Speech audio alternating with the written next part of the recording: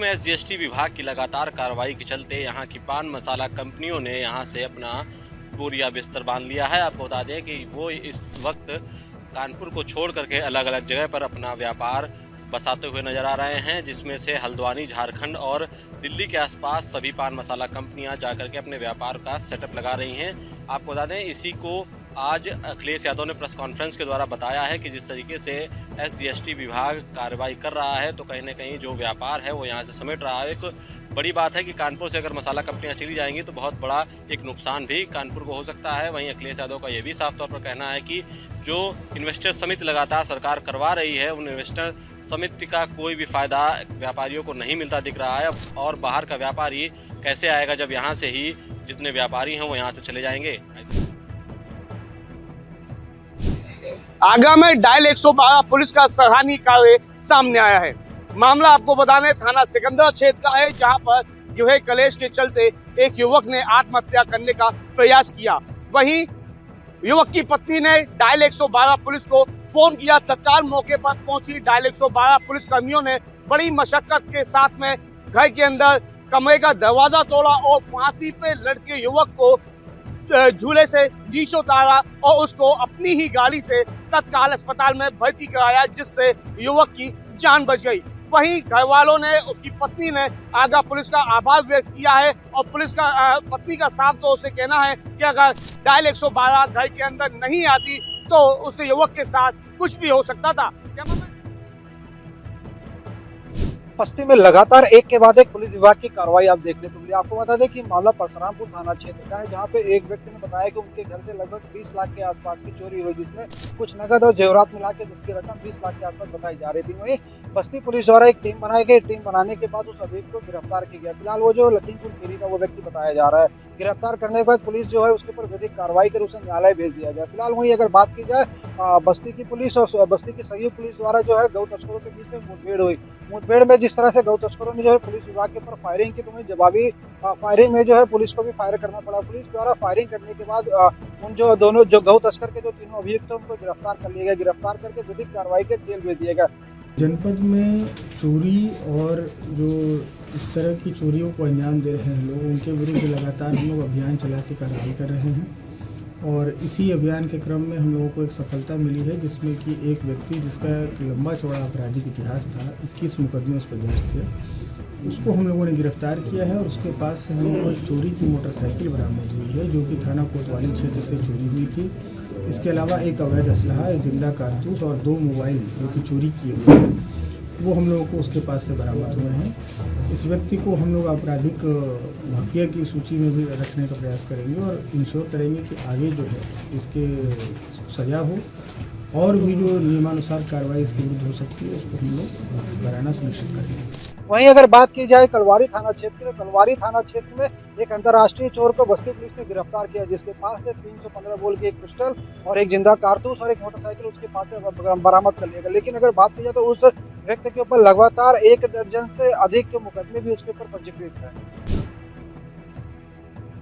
आज रैवली पुलिस की अगर बात करें तो बड़ी कामयाबी मिली। 5 घंटे के अंदर किसी कातिल को रैवली पुलिस ने आज जेल भेजा। हम बात करते हैं एक छनिया गांव की, जो थाना भदोकर क्षेत्र के अंतर्गत आता है, और उस पर बात करने के लिए एडिशनल एसपी हमारे साथ हैं और भी उनके साथ में टीम है मौजूद में। हम जानते हैं कि सर इस 5 घंटे का खुलासा कैसे हुआ और किसने किया था सर, ये क्या था पूरा मामला जो छनिया में आज हत्या हुई? एक थाना भदोकर के एक छनिया गांव के पास एक सूचना मिली कि एक व्यक्ति है जो मृत अवस्था में पड़ा हुआ है। मौके पर थाना भदोकर की टीम पहुंची, मैं भी घटनास्थल पर पहुंचा। उसके सिर पे एक जाहिरा चोट थी और उसके जैकेट में उसके पास लगभग 30,000 रुपये जो उसकी कमाई के थे वो थे। जो शुरू में ये लग गया कि जो घटना का मोटिव है वो आपसी रंजिश है। इस आधार पर कार्य करना शुरू किया। परिवारिक जनों, गांव के लोगों से पूछताछ की गई तो इससे पूरा ये कहानी निकल के आई कि मृतक जो है अपने परिवार वालों की देखरेख नहीं करता था। उसके मृतक भाई थे, उनकी विधवा जो पत्नी थी, अपने कमाई के पैसे उन्हीं को देता था, उन्हीं की देखभाल करता था, उन्हीं के यहाँ भोजन करता है। इसी बात का रंजिश इसके बच्चे मानते थे। उनका बड़ा पुत्र सुरेंद्र जो कि सूरत में रहता था, तो वो प्रयागराज के रास्ते यहाँ रायबरेली सूरत से पहुँच करके कल रात 3 बजे सुबह में रड से मार करके, सिर पर मार करके पिता की हत्या कर करके वो लखनऊ से होते हुए उन्नाव की तरफ भाग रहा था। और हमें अपने सूत्रों से पता चला, जो भी हमारे तकनीक है उसे पता चला कि लखनऊ के आसपास है, तो हमारा शक यकीन में बदल गया।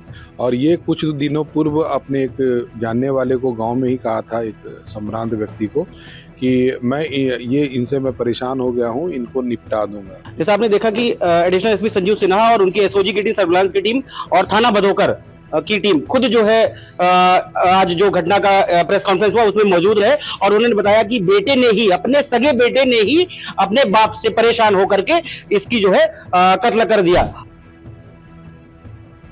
प्रयागराज में चल रहे महाकुंभ को लेकर जहां एक और प्रशासन कोई भी कोर कसर नहीं छोड़ रहा है और श्रद्धालुओं की व्यवस्था करने में जुटा हुआ है, तो वहीं कानपुर देहात के 12 टोल प्लाजा प्रशासन ने भी एक अनोखी पहल शुरू की है, जिसके चलते महाकुंभ जाने वाले यात्रियों और श्रद्धालुओं को उचित व्यवस्था मिल सके, जिसको लेकर उन्होंने टोल प्लाजा पर एक 50 बेड का विश्राम आश्रय बनाया है, जिसमें यात्रियों को चाय नाश्ता के साथ ही खाने की भी सुविधा निःशुल्क दी जा रही है। तो वहीं बेडों की व्यवस्था ऐसे की गई है जैसे किसी होटल में की जाती है। ये सारी व्यवस्थाएं निःशुल्क हैं। वहीं टोल प्रशासन के द्वारा उठाए गए इस कदम को लेकर जिले में काफ़ी चर्चाएं हो रही हैं। लोग टोल प्रशासन की प्रशंसा करते भी दिख रहे हैं। आपको बताते चले कि कड़ाके की सर्द है और रात में कोहरा इतना ज़्यादा गिरता है कि विजिबिलिटी जो होती है वो शून्य हो जाती है और ऐसे में वाहन चालक वाहनों को नहीं चला पाते हैं। तो ऐसे ही कड़ाके की ठंड से बचाने के लिए और यात्रियों की जो यात्रा है सुगम बनाने के लिए टोल प्रशासन ने ये काम शुरू कर दिया है। उत्तर प्रदेश सरकार इस समय बिजली बिल भुगतान को लेकर के जोर शोर से प्रचार प्रसार कर रहा है। आज हम बात करेंगे डुमरियागंज तहसील क्षेत्र के अंतर्गत तरहर विद्युत विभाग के कर्मचारियों के द्वारा गांव में घूम घूम कर प्रचार प्रसार किया जा रहा है। अति पिछड़ा क्षेत्र होने के कारण तथा बाढ़ प्रभावित क्षेत्र होने के कारण यहाँ की जो किसान हैं बिजली बिल समय से न जमा कर पाने के कारण सरकार छूट का प्रावधान करते हुए बिजली बिल छूट को लेकर के प्रचार प्रसार कर रहा है। आज हम बात करेंगे कि यहाँ सरकार के ऐसे महत्वाकांक्षी योजनाओं को लेकर के जहाँ हर तबके के गरीब परिवार को बिजली बिल का छूट मिले, जिससे वो समय के अनुसार अपना भुगतान कर सकें। ये सर 15 दिसंबर से लेकर 31 जनवरी तक बिजली के बिल पे जो ब्याज लगा है उस पे छूट है। बिजली के बिल पे ब्याज छूट है 31 जनवरी तक। अच्छा, कितना? अच्छा, ब्याज टोटल छूट है? ब्याज टोटल 5,000 तक जिन लोगों का बकाया उन पे 100% छूट है। 5,000 से ऊपर वालों का 70% छूट है, सभी का जो भी हैं। और जिन लोगों का 5,000 तक बकाया उन पर 100% ब्याज छूट है। ऐसे में हर ग्राम सभा में, ग्राम पंचायतों में कैंप के माध्यम से या प्रचार प्रसार के माध्यम से हर बिजली उपभोक्ताओं को सूचित किया जा रहा है। उत्तर प्रदेश सरकार की ऐसी महत्वाकांक्षी योजनाओं को लेकर के हर बिजली उपभोक्ता अपने बिल को कम किस्तों में जमा कर सकते हैं। कानपुर जनपद की नगर पालिका की कमी आज एक दूसरी ओर देखने को मिली। जो नगर कोतवाली सुल्तानपुर के सामने ही एक सुलभ शौचालय बनाया गया हुआ है, जिस सुलभ शौचालय का पानी टैंक ओवरफ्लो हो करके उसकी जो भी गंदगी है तहसील के अंदर जो है प्रवेश कर गया, पानी गंदा पानी ओवरफ्लो होने की वजह से वहीं नगर पालिका बेसुध बनी होकर बैठी हुई है और संक्रमण की बीमारी फैल सकती है। आवागमन में जो भी तहसील में कर्मी आ रहे थे, बदबूदार हवा और का झोंका देखते हुए एसडीएम को भी अवगत कराया।